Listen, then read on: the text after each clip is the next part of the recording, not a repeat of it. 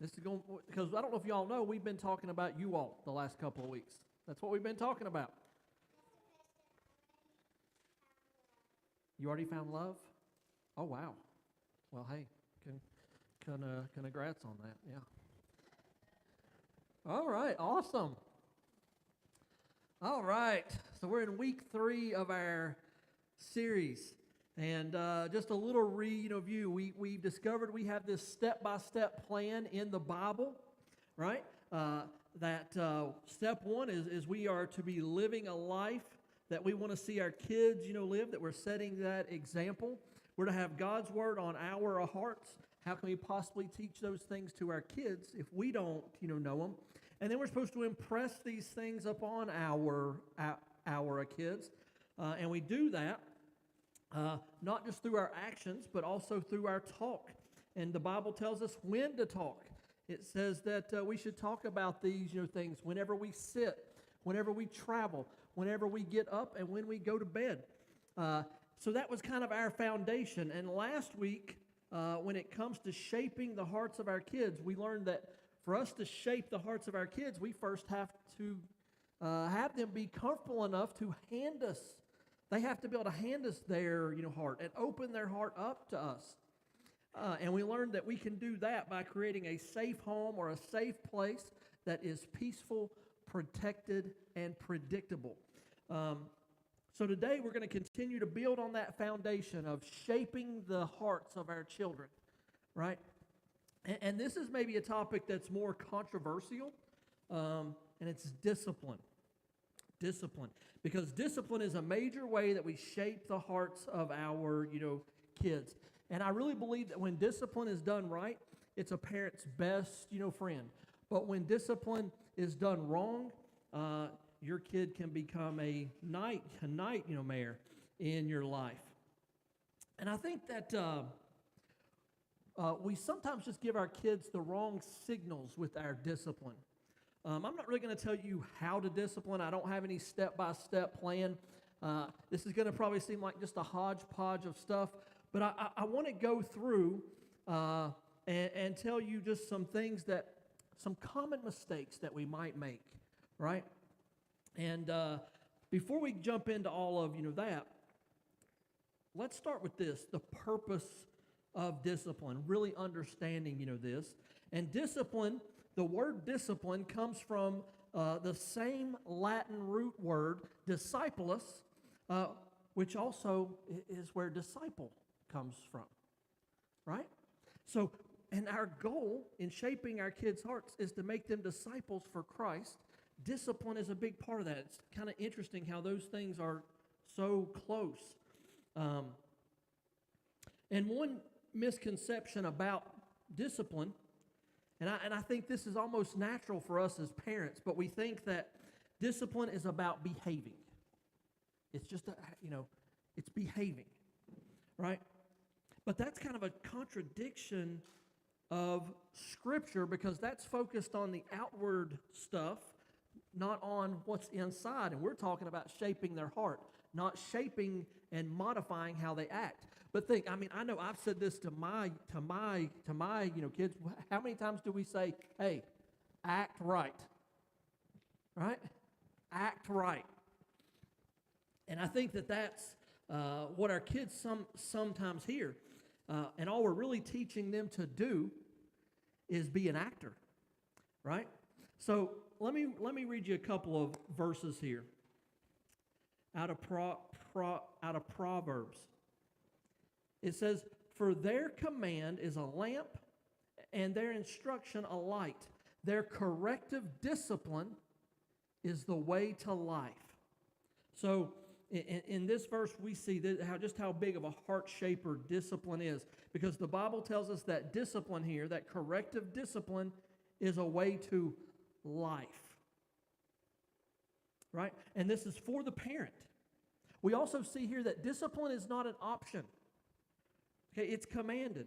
As parents, this is part of our job. A few chapters after, that, it talks about discipline again. It says, "Discipline your children, for in that there is hope. Do not be a willing party to their death." So in one verse we see discipline as a way to life, and then here we also see it's kind of the same thing, but it talks about discipline and death. Not disciplining your kids as being a willing party in their murder. You are an accessory to killing them. That's powerful here. But I think it makes a lot of sense. And there's one other part here that we're going to talk about more in our last message. But it says, for in that there is hope. And other versions say, while there is hope. And it's talking about this parental window that will eventually close. You'll always be your child's parent. But there will come a time when they have outgrown your authority. And you can no longer discipline them. This great tool called discipline, has an expiration date. Right? I think a good example of this, and I don't want to stay on this too long because this is a cool story. We could talk about this for the whole sermon. But in 1 Kings, I'm going to read you part of this. It's about David and his son, Adonijah. It says, about that time, David's son, Adonijah, whose mother was Haggith, began boasting, I will make myself king.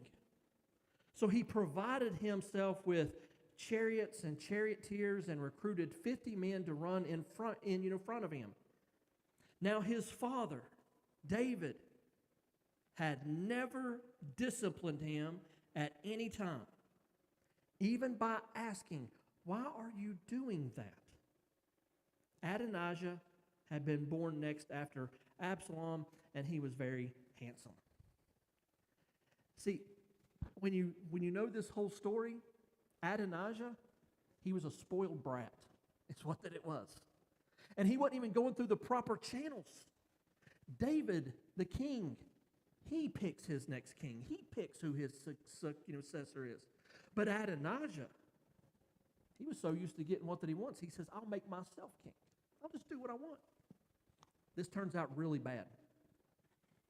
Adonijah dies. So now that we understand a little bit about what discipline is and its purposes, let's talk about how we can use it. Because there's a major difference in the worldly form of discipline and the biblical form. And the easiest way I can explain it, I call it the fruit and the root. Okay? The world is focused on the fruit. Okay? The Bible is focused on the root. Okay? And it's really the best way I can explain this here. But let me kind of contrast things. So the fruit, if you're a fruit kind of parent, if you discipline based on the fruit, you're worried about the behavior, the outward appearance. All right? You are hey, start acting right. You are embarrassing me. Okay? The root kind of parent is more like, why are you doing that? They want to get to the heart.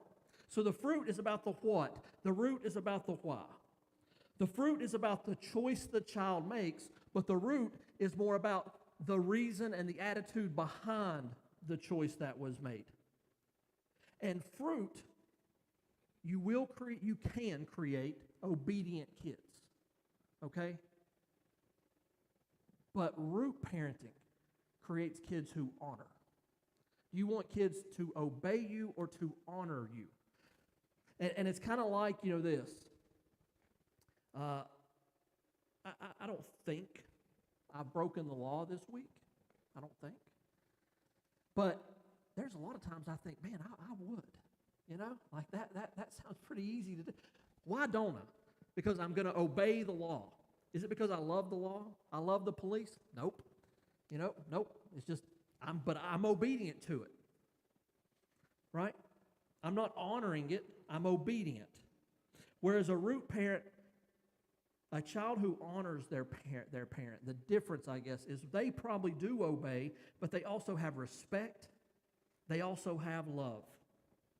I think a good example of this is imagine, and I thought of this because when school starts, and a lot of times I'm outside or something, I see the kids playing at the playground, wherever the school is, right over here somewhere, here. And I see them playing. And if you can imagine this, because it's probably common, right? Let's say there's two boys out on the play ground, and they get in a fight. They get in a scuffle. right? The teacher breaks them up. She says, now y'all shake hands and you say you're sorry, right? I've been one of those boys, and I've done it. I've shaken hands and I've said I'm sorry. Do I mean I'm sorry? I mean, no. I'm like, boy, wait until she's out of here, right? You know? No, that's fruit discipline. Let's make this look good, but the real reason, what started the fight is not being handled. It's not being taken care of. And I think it's a mistake that we make as, parents. We teach our kids how to wear a mask, but their hearts are never shaped. And remember, it's the heart that the Lord cares about, right? It's the heart that the Lord is ultimately going to judge. It's the heart that Jesus came and died, for. So I think we have to understand, if we're not shaping the heart, we're just raising kids who act right, we're raising a Pharisee at the end of the day. So let me just, here's the hodgepodge of stuff. I'm just gonna run through some things, and hopefully it'll make sense. But the first thing we're going to talk about is inconsistent discipline, because discipline has to be consistent. And remember, last week we talked about that a child needs predictability, right? That's how a child can feel safe. Things have to be in a predictable way. They should know exactly what is going to happen and why. And I would tell you this, inconsistent discipline creates a habitual whiner. That is what inconsistent discipline does. It creates whiners. And I'll tell you what, I'll tell you this. There was an experiment done once with rats. I'm not trying to say our kids are rats, but maybe they are a little bit. No. But there was this experiment done with rats, and what that they had these rats in a cage, and there was a bar. There was a bar that stuck out. And if the rat went up and pushed that bar with its nose or whatever, a pellet came out and they ate it, right? So they got the rat used to that. Then they changed it, and they made that rat have to hit the bar 3 times, and then a pellet came out. And then they eventually put the bar on a random setting. The pellet may come out after 1 hit, or 3, or 10, or 20, or 50. And this is what the rats started doing. They spent all day at that bar. Just not. And they were like, I don't know when, but at some point, if I keep hitting this, the pellet's going to fall. Right? Inconsistent discipline does this with our kids. And like I said, it creates a professional whiner of a kid. Because imagine a kid at the store. Mom, can I have a toy? No. Mom, can I please have a toy? No. Please, I'll do this, I'll do that. Please, can I have a toy? Can I please? What that kid has learned is, I don't know when I'll get it, but if I just keep, eventually I'll get the reward. It may not be the first time I ask or the 20th time. I may have to throw a fit or maybe 2, but eventually the pellet will come out, right? And I hope you can see how that applies. Because inconsistent discipline is just teaching our children to whine. They are that rat on a random setting. And if you're thinking, gosh, Preston, that's me. That's me. My kid, I'm doing that. I'm guilty of this. It's very simple to fix, this. Let's read a verse out of James. It's one of my favorite verses. It says, but above all, do not swear either by heaven or by earth or by any other oath, but let your yes be yes and your no be no, so that you may not fall under a condemnation. It's that simple. When you say yes, it means yes. When you say no, it means no. I don't have to say it 5, times or 20 times. I said it. That's it. When you just put this go into like a child's frame of mind, right? If I'm a child and Sarah's my mom, Sarah, can I please have that toy? And Sarah says no. Please, please, please. She done told me no. Ultimately, what that child is saying is, I don't believe you. I don't believe you. You tell me no all of the time and I still get it. You tell me yes and I don't get it. I don't trust you. That is essentially what this whole inconsistent discipline comes, down, to. Your child learns not to trust you. Your yes doesn't mean yes and your no doesn't mean no. It just means keep banging the bar. And I'm telling you, that was advice I got early on as a parent. I had an older gentleman, he told me that. He said, whatever you promise your kid, whatever you tell them, you better do it. Because if nothing else, you'll at least have your word with them.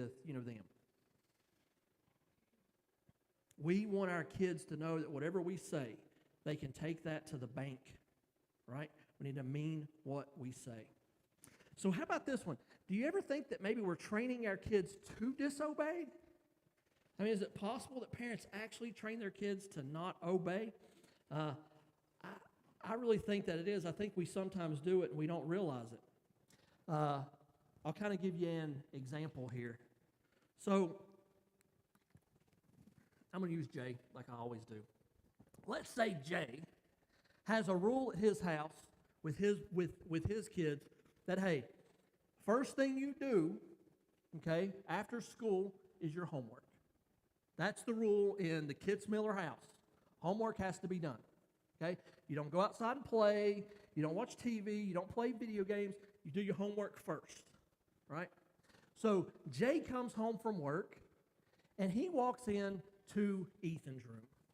And there Ethan is playing his video game, right? And Jay says, hey, son, so how was your day? Oh, it was good, Dad. It was good, right?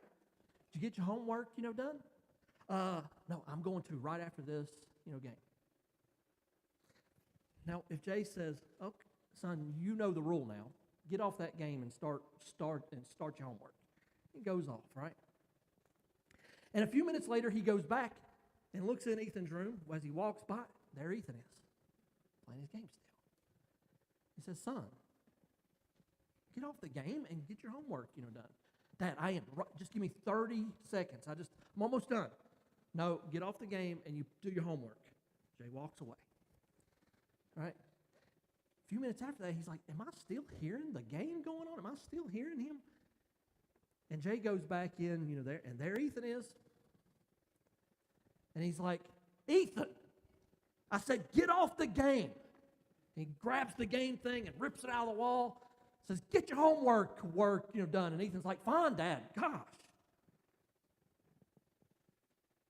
Did you catch where maybe Jay's training him to disobey? See, let's go back in the story. Jay walked in the very first time Ethan has disobeyed the rule. And what was the consequence? A few more minutes on your game. And then the second time he goes in, Ethan's still disobeying. What's the consequence? A few more minutes on the game. And the third time, what he taught Ethan is, you don't actually have to listen to what I say until I'm irate and mad and I'm yelling at you. Then you better listen. Do you see how that kind of works? And I get it. I think there's times we want to give our child a second chance. But let me explain how this could have went. Okay? If Jay would have walked in and Ethan's on his game, hey, buddy, did you get your homework, done? No, I'm going to in just a second, Dad. Oh, buddy. I got to take this away now. You knew the rule, right? We got to take it away. Man, and why did you pick that, man? I was looking so forward. I thought we could play a little bit later, but no. All right. You'll get your second chance tomorrow, right? But not right, now. I'm not going to teach you to disobey. I'm not going to reward you for not following the rule. Speaking of second chances, I'll talk about this one.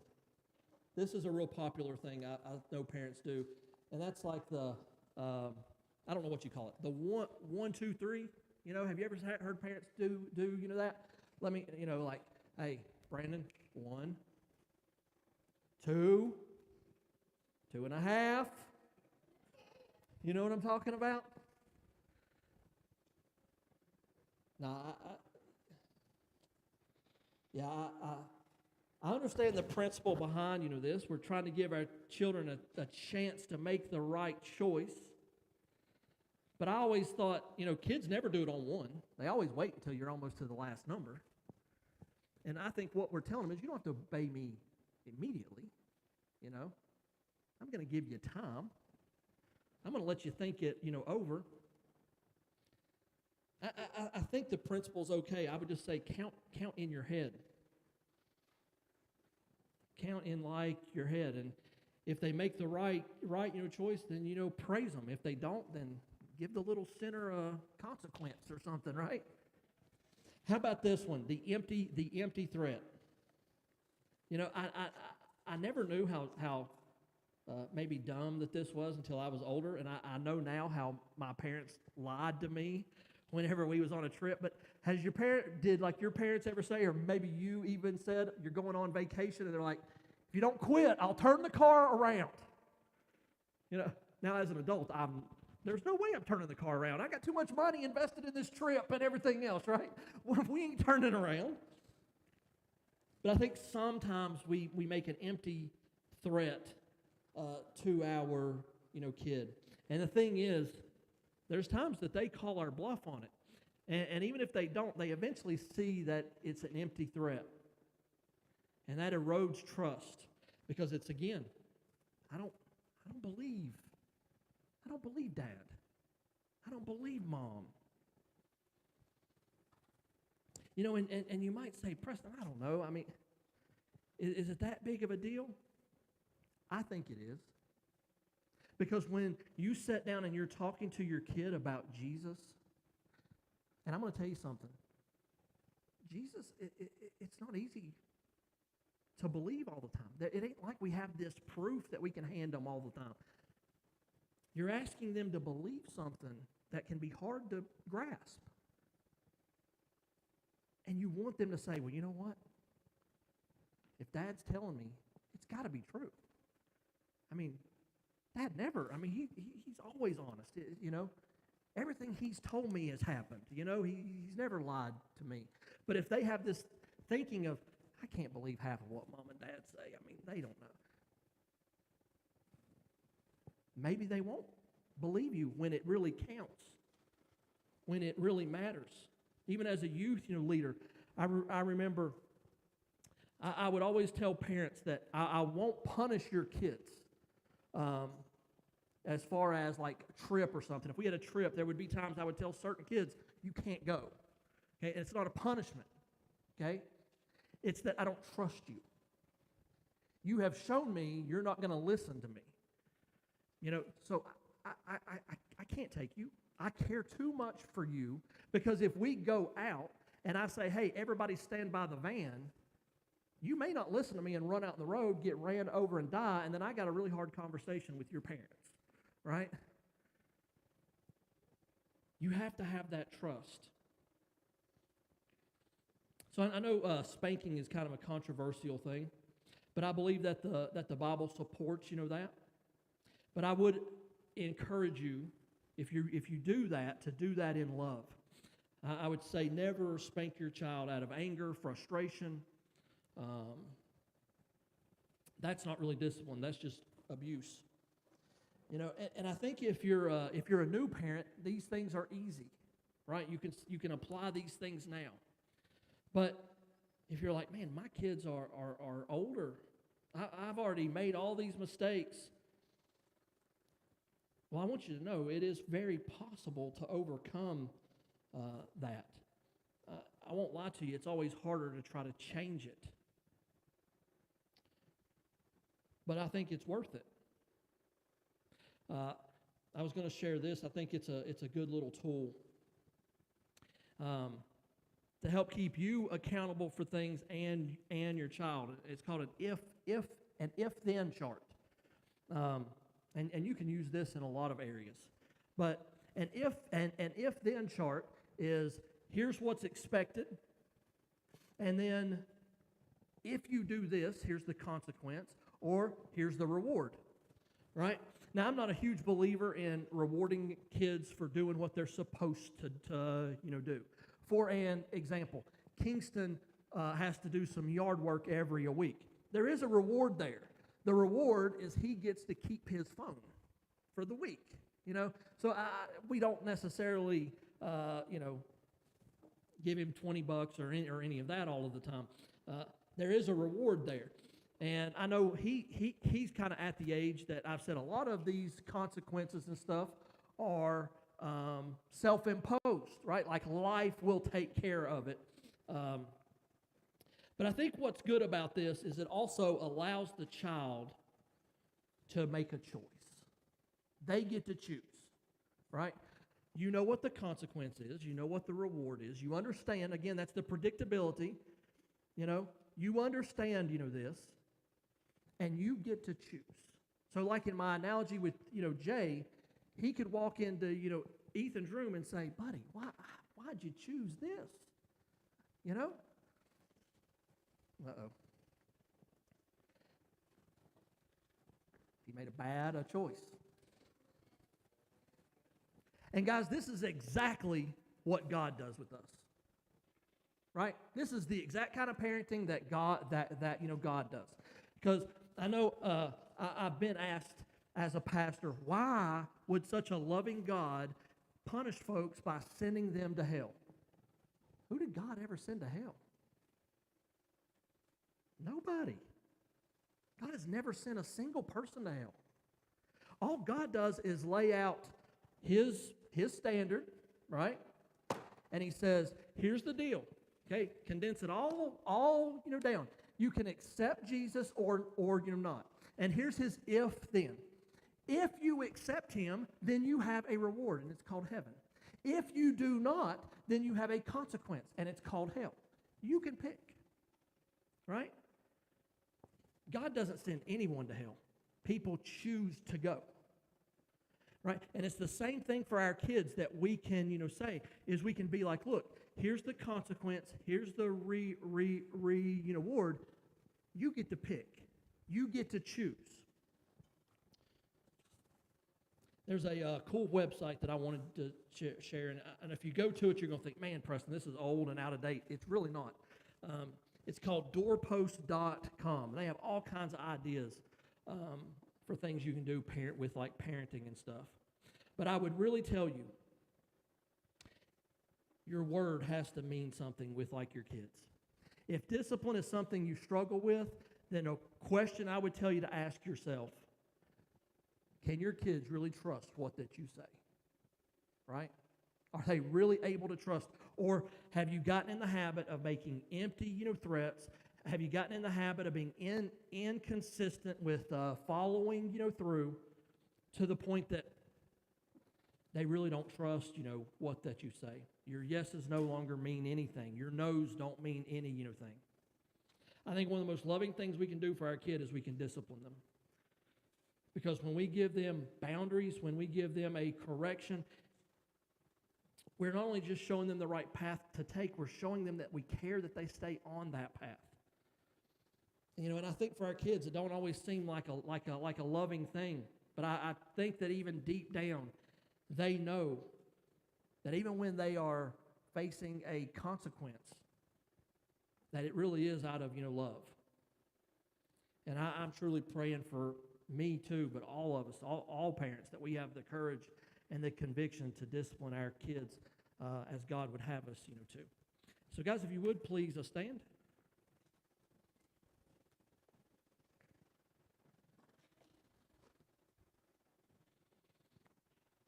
So like I said, we have to love our kids enough that we discipline them. You know, I told a lady once. She came to me for counseling, and she would come every week, all the time. And it was always her kids.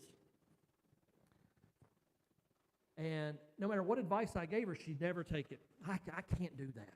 I can't do that. I can't, discipline them that way. I can't take that away, or I can't do this. And there was one day, and I just said what was on my heart. I said, let me ask you something. Why do you hate your kid? She said, what do you mean? I do. I love them. I'd never do anything. I said, that's right. You don't love them enough to do anything. I think one thing a lie that parents believe is my kid will grow out of it. They grow into it. It just looks different. I had a professor in college once, an example that he gave. He said, a little boy who doesn't get his way, throws a fit, slaps his sister, he doesn't grow out of that. He grows into it. He becomes a batterer of his spouse. Now, it's not like that's a guarantee, but that was the example that he used. And I can see that a lot. I see it myself at times, things that, I needed to grow up from, and I didn't, but I grew to it. It just looks a little bit different as an adult.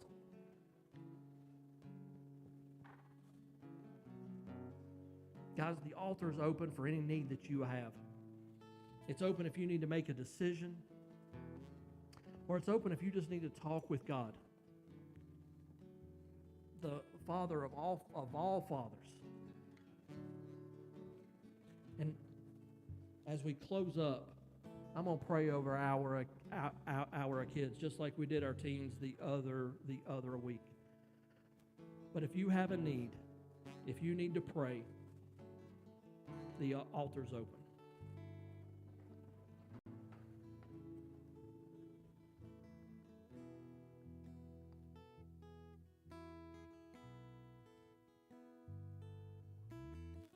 I'm the one who held the nail. It was cold between my fingertips.